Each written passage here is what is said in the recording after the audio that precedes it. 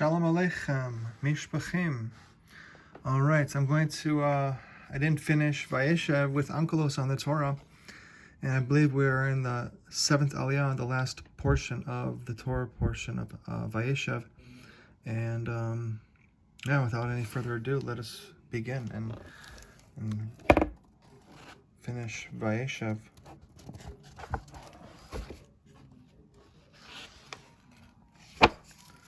All right, Vayeishev, chapter 40, verse 1, I'm in. And Torah is up here, Onkelos is down on the bottom. Let us begin.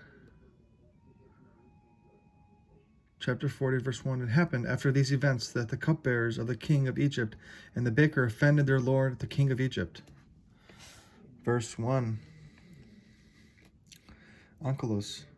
After these events, Rashi, based on Genesis Rabbah, asserts that God is intimately involved in human affairs and manipulates people to accomplish the divine will.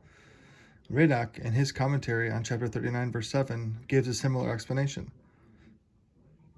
It is contrary to the view of Maimonides of his works Guide of the Perplexed, who insists that God gave humans free will and allows them to make their own decisions.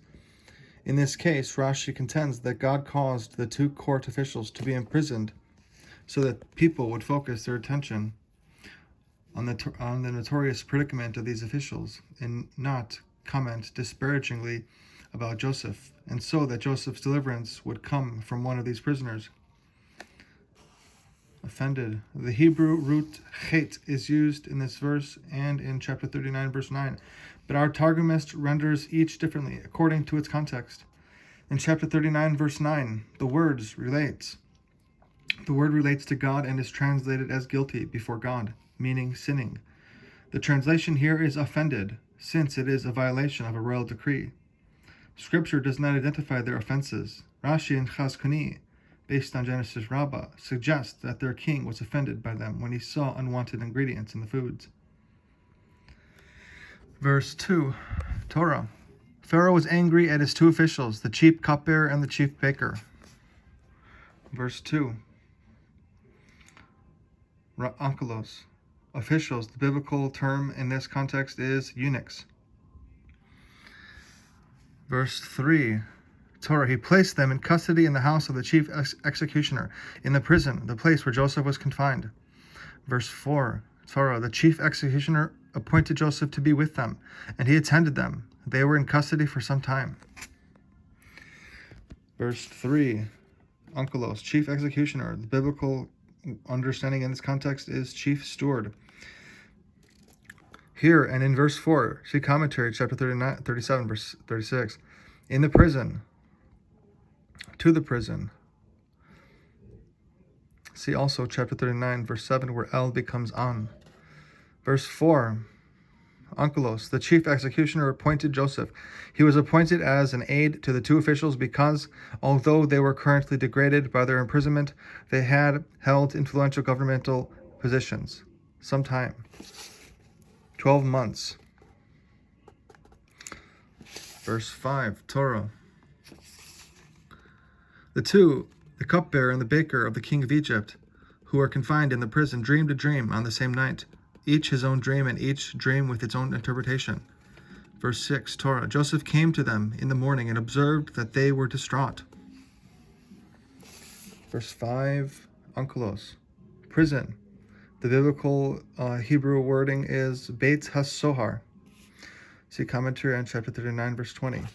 Its own interpretation, literally, both in Hebrew and Aramaic, each according to the interpretation of his dream.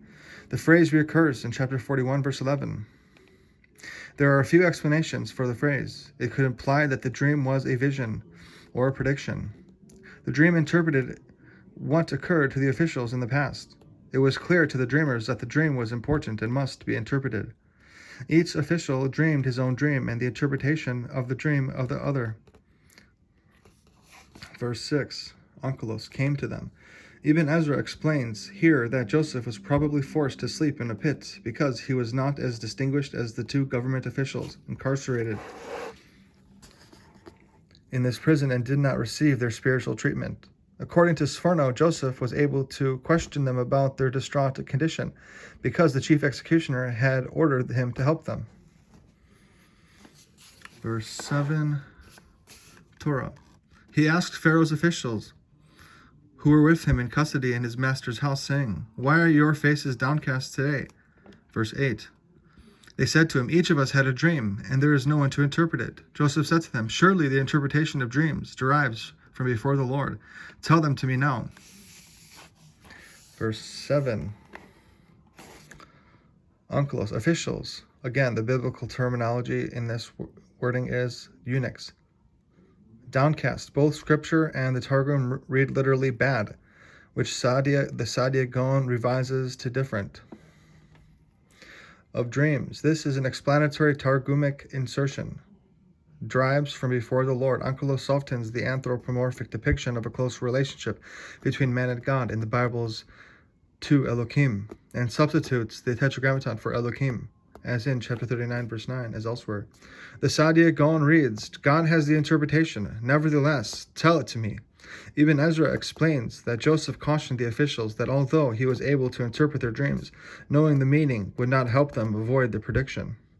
For although God knows the future and sometimes reveals the future in dreams, he does not allow the prediction to change.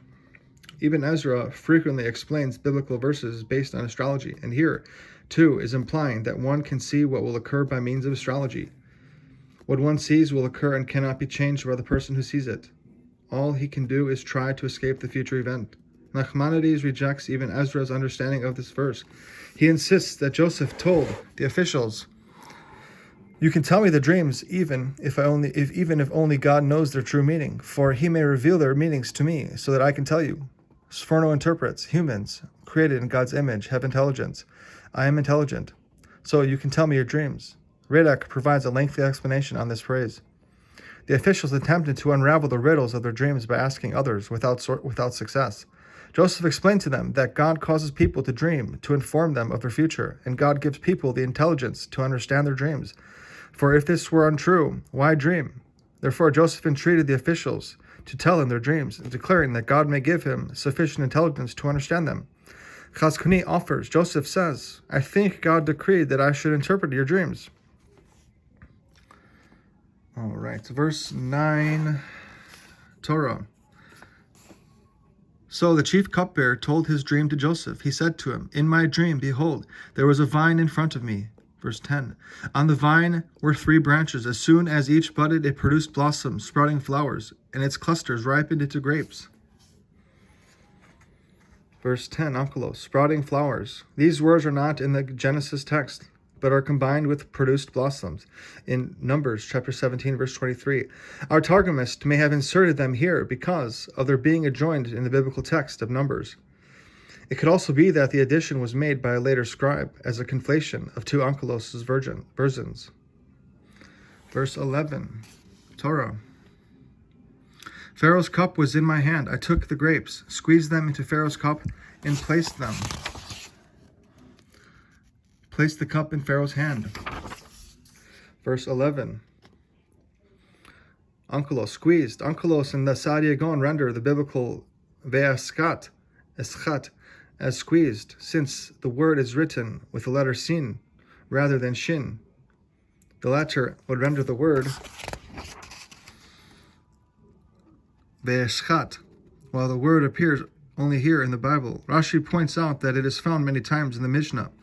Ibn Ezra interprets the word it as if it were written with a shin, rendering its slaughter, as in Isaiah chapter 57, verse 5. Hand. The Targum characteristically renders Scripture's figure of speech poem as hand. Verse 12. Torah, Joseph said to him, "This is the interpretation. 3 branches are 3 days." Verse 13. At the end of 3 days, Pharaoh will remember you and restore you to your post. You will place Pharaoh's cup in his hand, as was your former practice when you were his cupbearer. Verse 12. Onkelos, branches. The Hebrew Bible frequently spells words differently, even when they are repeated in close proximity as branches in verses 10 and 12. The first has the letter Yud after the Resh. the second after the Gimel. There is no difference in meaning. Onkelos renders them identically, but deletes the definite article letter He, da. In verse 12, there is a brilliant discussion of this subject in Ibn Ezra's commentary on Exodus chapter 20, verse 1, where the commentator explains the differences in the wording and spelling of the decalogues of Exodus and Deuteronomy. 3 days. How did Joseph know that the 3 branches represented 3 days, rather than 3 months or 3 years? Joseph knew that Pharaoh's birthday would be in 3 days' time, when he would invite his servants and give them presents. The rapid blossoming of the blossoms and grapes signified a short period of time. God inspired Joseph, and it was not as a consequence of his own human wisdom or interpretive powers. Verse 13, Onkelos. End of 3 days. The 3 days in this verse and verse 19 were followed by the banquet that Pharaoh celebrated for his birthday on the 3rd day. By rendering scriptures be'od in another as end, our Targumist apparently felt that Pharaoh's treatment of the 2 officials occurred at the end of the party as dramatic climax. We'll remember you, Onkelos in the Sadia Gaon here in verse 20. Do not retain Scripture's idiom. Pharaoh will lift your head, as in verse 19, but paraphrase it to, will remember you, as required by the context. Post. The Aramaic explains the Hebrew metaphor nest. Verse 14. Torah. But remember me when it will be well with you, and act with kindness for me now, and remember me before Pharaoh to get me out of this prison. Verse 15, Torah, I was kidnapped from the land of the Hebrews. I never did anything here that they should assign me to prison. Verse 14, Onkelos, remember me. There are varying interpretations of this phrase. If you mention my name to Pharaoh, he will remember me, because he knew me when I worked for Potiphar. Once you remind him about me, he will surely order that I be released. Since I relieved you of worry and gave you hope by what I told you, please use the influence of your high position to talk to Pharaoh and get me released. I foresee that you will not only return to Pharaoh's favor, but that your influence will increase so that you will have power to free me from this prison. Remember me when you stand before Pharaoh, as I foretold, and say to him, I recall a youth who served me in prison. Please release him so that he can serve on my staff as a cupbearer. Now, the Hebrew na could be translated as please, as it is commonly rendered by Rashi and the Babylonian Talmud and others, or as now, the usual Targumic rendering. Since Joseph is speaking about a future event, please would have been more appropriate, but the Targum maintains its methodology rigidly. Before. The word before is added frequently by our Targumist, 70 times in Genesis alone, out of respect for God, or to soften an anthropomorphism. In this verse, it is used to show respect for Pharaoh in chapter 23, verse 10, chapter 13, verse 13, verse 16, chapter 40, verse 14. In other verses, it is used to avoid the biblical metaphor, speak in the ear of. Prison. Onkelos identifies as this house by inserting prison. Verse 15. Onkelos, Hebrews. Nachmanides explains that Abraham was called Hebrew in chapter 14, verse 13 in Genesis, from the word ever, meaning the other side, because he traveled to Canaan from the other side of the Jordan River. His descendants are also called Hebrews, thereby separating themselves from the avoiding intermarriage with the Canaanite people. Midrash, Deuteronomy, Rabbah, and Chazkuni state that Joseph, who repeatedly and unfearfully identified himself as a Hebrew, was rewarded by God by being buried in the land of Israel. But Moses, who did not reveal his ancestry in Exodus chapter 2, verse 19, did not merit such a burial. Assigned to me prison. The Hebrew terminology, the Hebrew understanding in this context is put me in the pit. The noun is an allusion for prison, and Onkelos explains it accordingly. The same Hebrew term is used in chapter 37, verse 20 through 29, for an actual pit, and therefore the Aramaic has a literal translation there. According to the Targum, Joseph is not put in the prison as the Hebrew has it, but assigned there, as indicated in verse 4, to minister to the chief cupbearer and the chief baker. Verse 16, Torah. When the chief baker saw how properly he had interpreted, he said to Joseph, similarly, in my dream, behold, there were 3 open baskets on my head. Verse 17, Torah. In the top basket were all kinds of food for Pharaoh that a baker prepares, and the birds were eating them out of the basket above my head.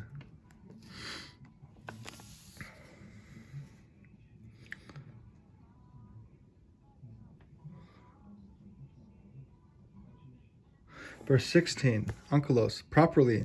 Scripture's word good is frequently used in the sense of properly. And when this occurs, Onkelos translates accordingly, open work. The Bible's word chori is obscure. It is usually translated as open, from the Hebrew chor, a hole.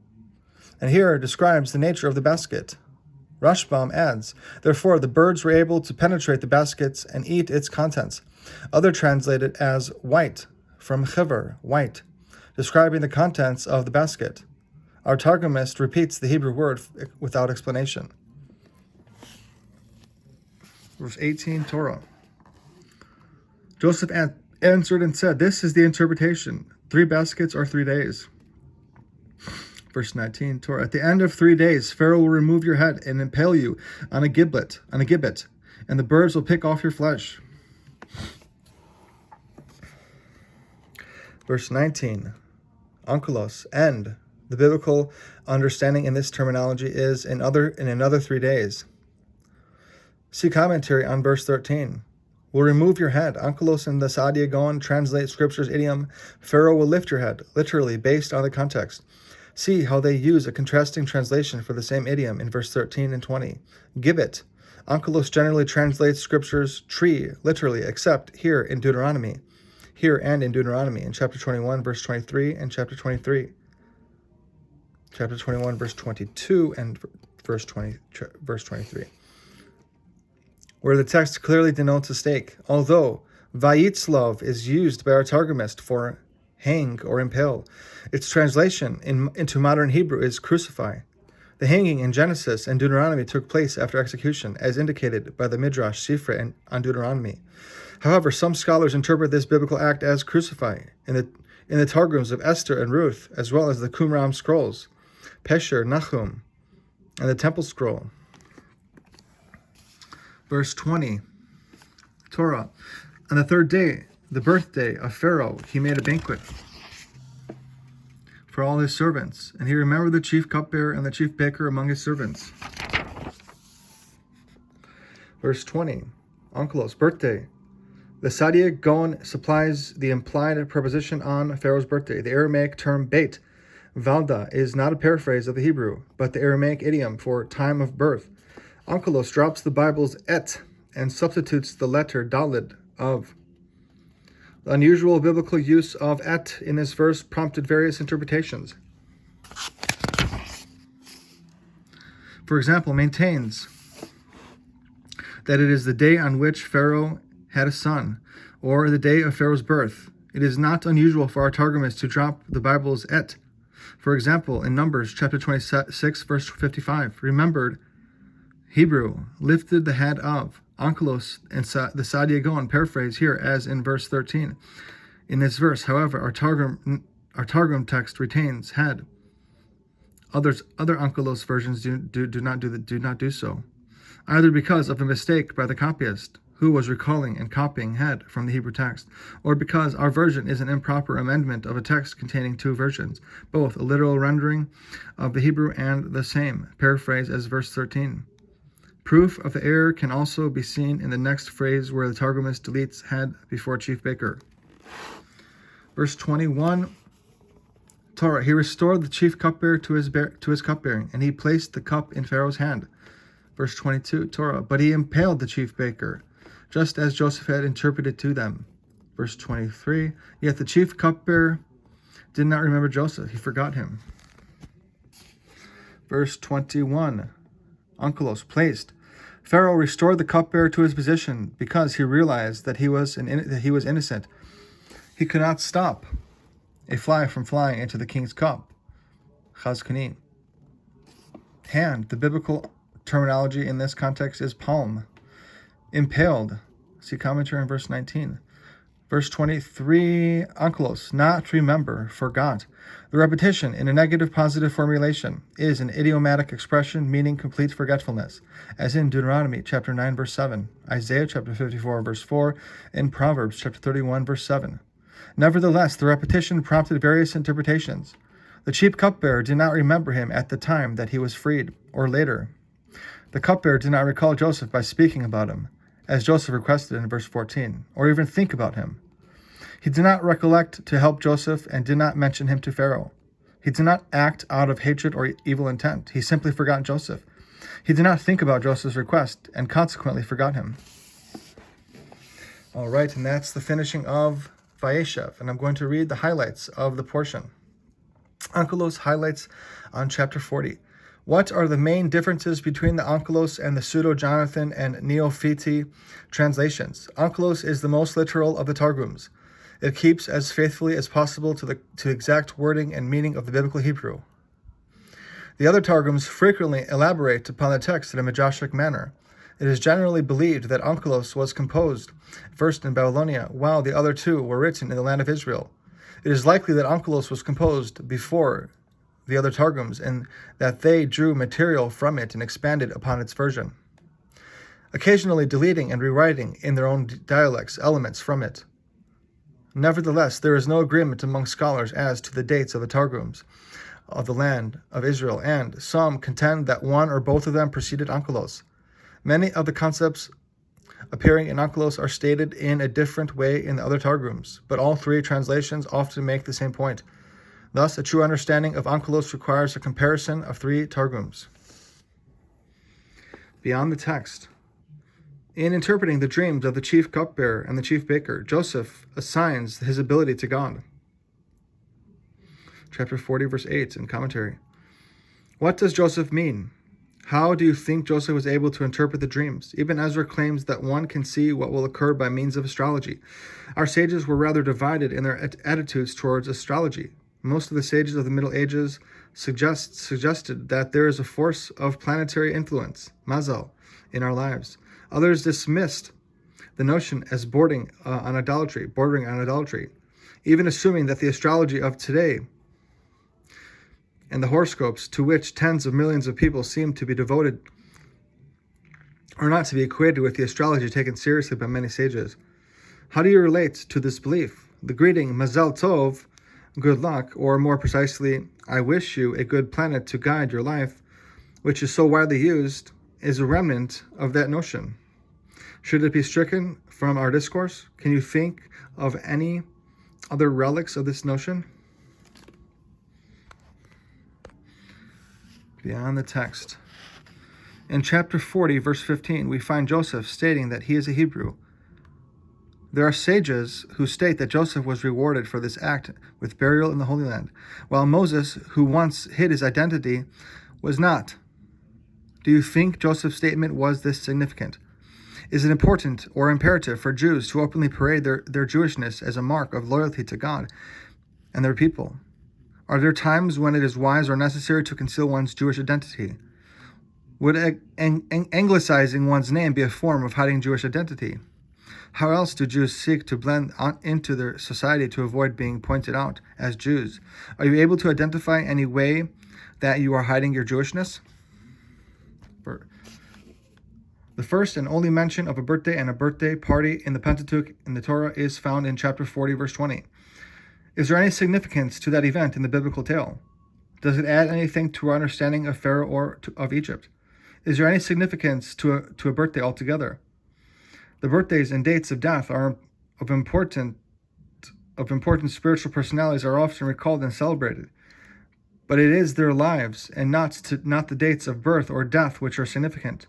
How can we make birthdays into opportunities for reflecting upon the quality of life of individuals, rather than occasions for simply recalling a particular day in their lives? What do you think you should do on your birthday?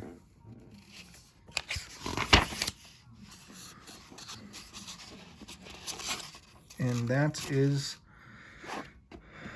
the finishing of Parsha Vayeishev. And now I'm going to read quickly from the Sefer Daily Wisdom on the weekly Parshiot from the Lubavitcher Rebbe.